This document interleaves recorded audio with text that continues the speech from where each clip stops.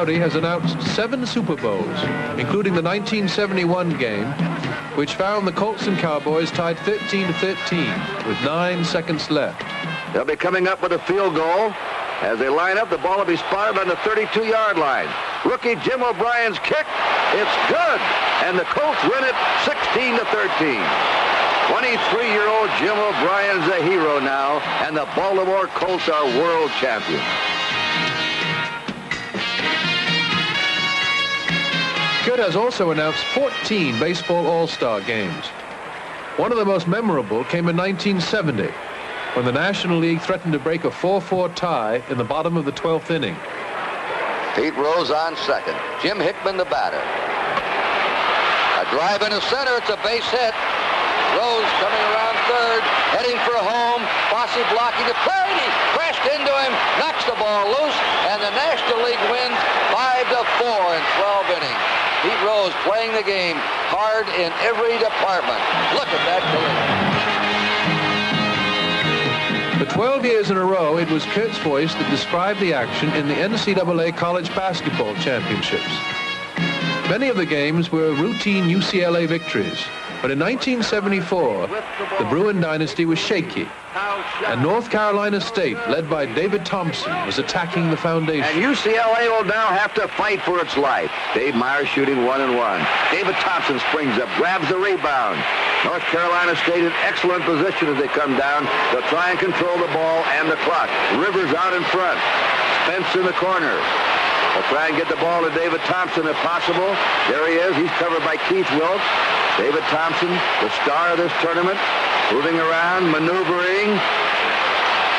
Up for the jumper. He hits it, and that does it. North Carolina State has dethroned the UCLA Bruins after 7 years of UCLA domination. Back in 1960, Curt was a local announcer for the Boston Red Sox when Ted Williams made his dramatic final appearance in the batter's box. 1 out, nobody on, last of the 8th inning. Jack Fisher into his windup. Here's the pitch. Williams swings, and there's a long drive to deep right. That ball is gone, and it is gone. A home run for Ted Williams in his last time at bat in the Major League.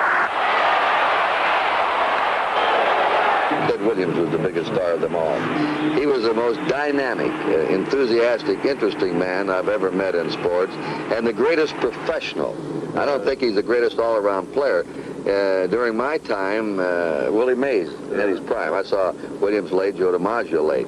Williams certainly the greatest hitter I ever saw, and he also was a fan of the game. Well, now, as the World Series, I suppose, that is what one looks forward to more as a baseball broadcaster. I would say to me that I get asked that a lot. What's the biggest sporting event in your mind? I think the World Series is like a book. It has a beginning, a middle, and an ending. And if it goes 6 or 7 games, it develops. Each chapter leads to the next chapter. The Super Bowl, bang, and it's out. It's a great event, too. But as a young announcer, I always dreamed about doing the World Series, and I was lucky. I've done 14 of them. And that was my first big thrill of doing a World Series. And of all the World Series games you've seen, is there one that really sticks out? I think that the greatest World Series ever played, I know some of the old-timers may argue, was the Red Sox-Cincinnati series of 75. Every game had something outstanding in it. The greatest baseball game I think ever played in America, I'm sure there are dozens more that people could bring up, was the 6th game of that series. The Cincinnati Reds were only 4 outs away from winning the World Championship, and they had a 6-3 lead when Boston's Bernie Carbo stepped to the plate against Rawley Eastwood. Carbo hits a high drive, deep center, way back, home run! Bernie Carbo has hit his second pitch-in home run of this series, and the Red Sox have tied it 6-6. In the bottom of the 9th, with the score still 6-6, Fred Lynn came up for the Red Sox with the winning run on third and no outs. There's a high fly ball down the left field line. It's going to be close. It is caught by Foster. Here's a tag. Here's a throw. He's out. A double play. It was still 6-6 in the top of the 11th, with the Reds' Joe Morgan at bat. Ken Griffey was on first with 1 out. There's a long shot to deep right. Back goes Evans. Back, and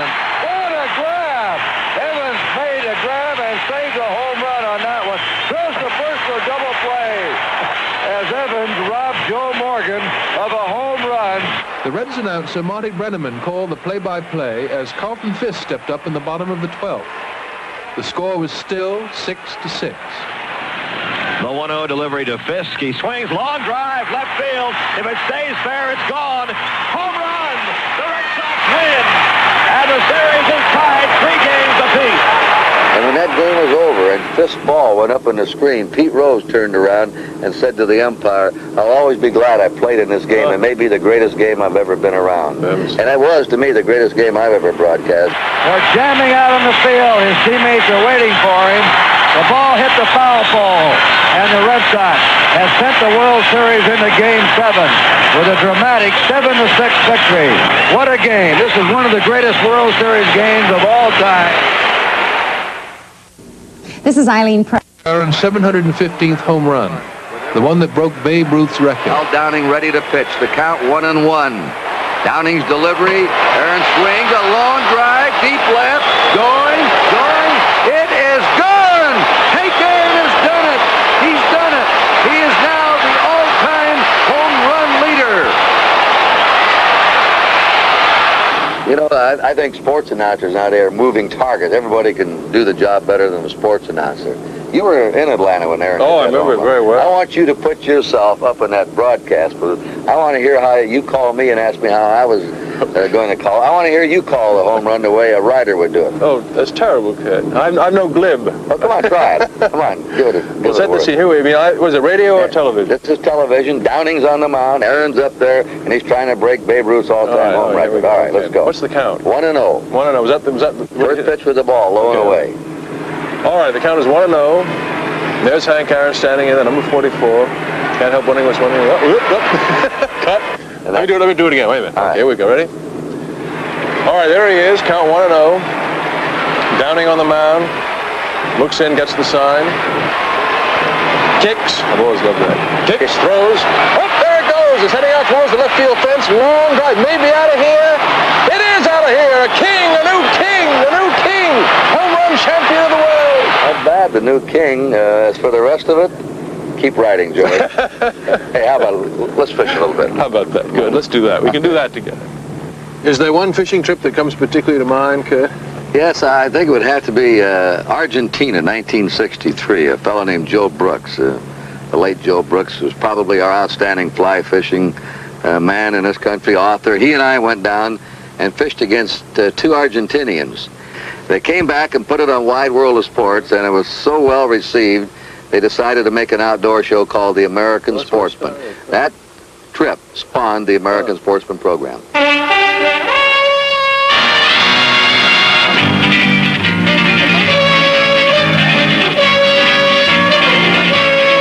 For 17 years, Curt Gowdy has hosted The American Sportsman.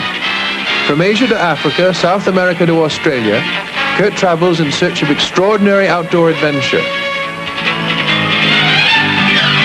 His companions are the world's most famous celebrities, actors, politicians, and athletes who share Curt's profound love of natural beauty and the wonders of the wild.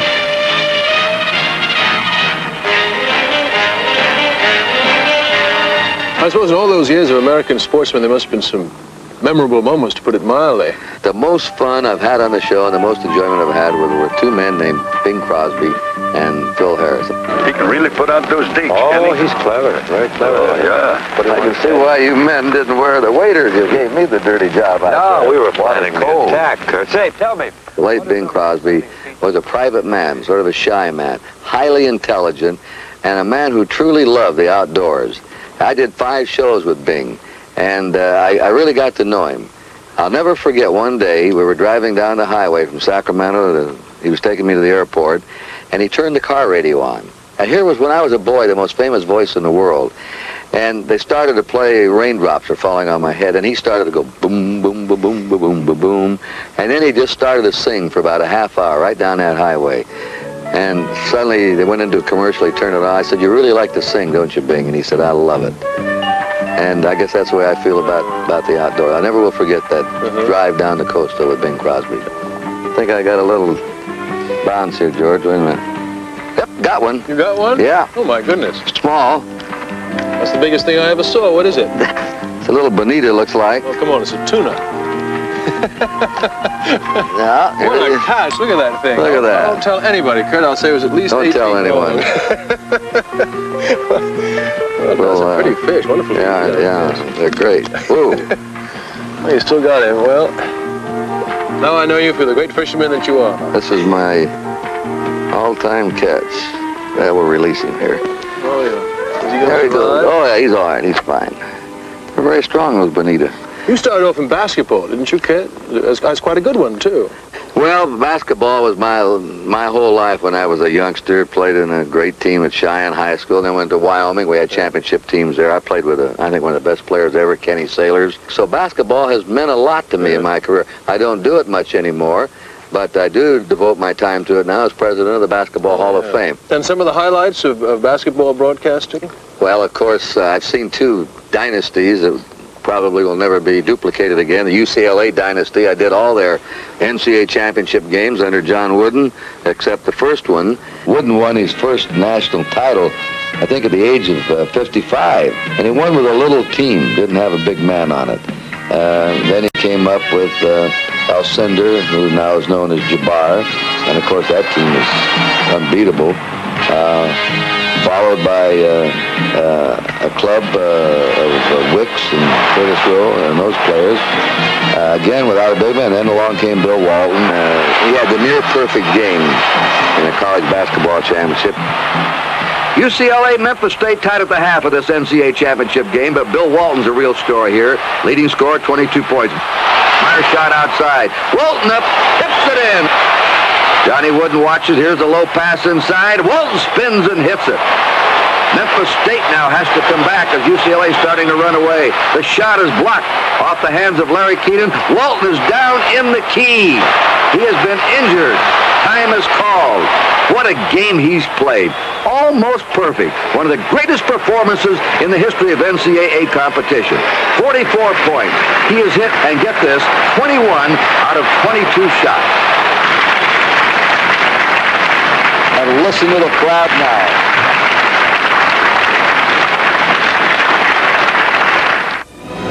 Steven Spielberg. He directed Jaws, Close Encounters of the Third Kind, Raiders of the Lost Ark. And now he has directed his most imaginative and exciting film, E.T. the Extraterrestrial. In his adventure on Earth,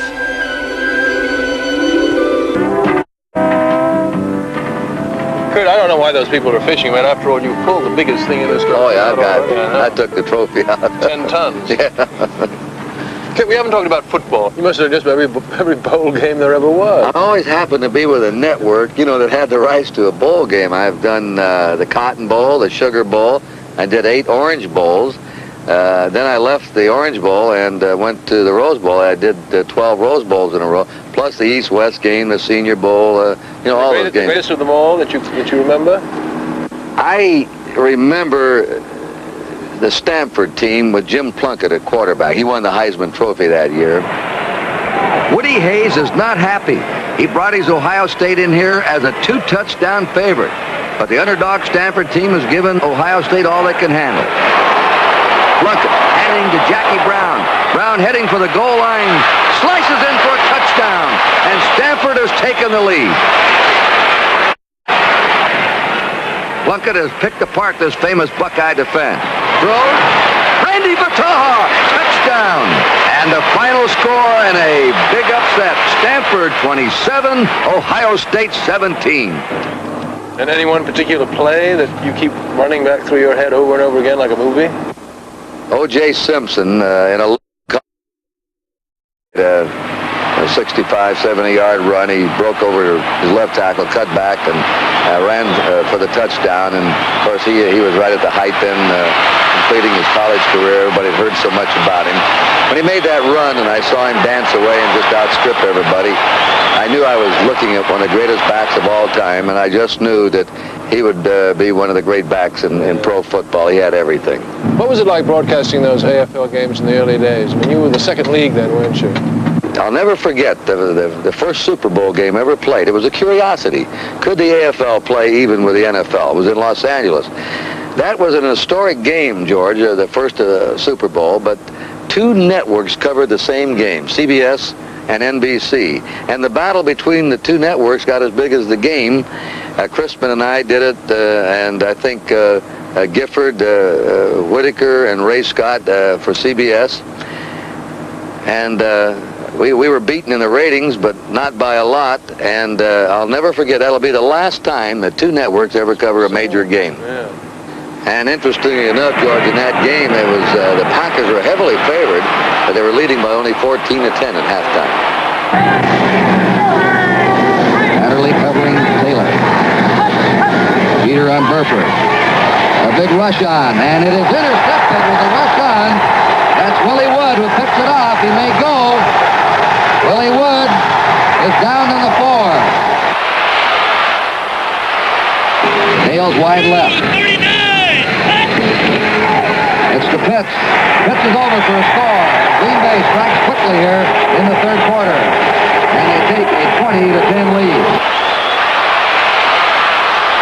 Fake to Taylor. Starr shoots it, and it's a touchdown to Max McGee. However, the most memorable event, George, I've ever done was one of the duller games.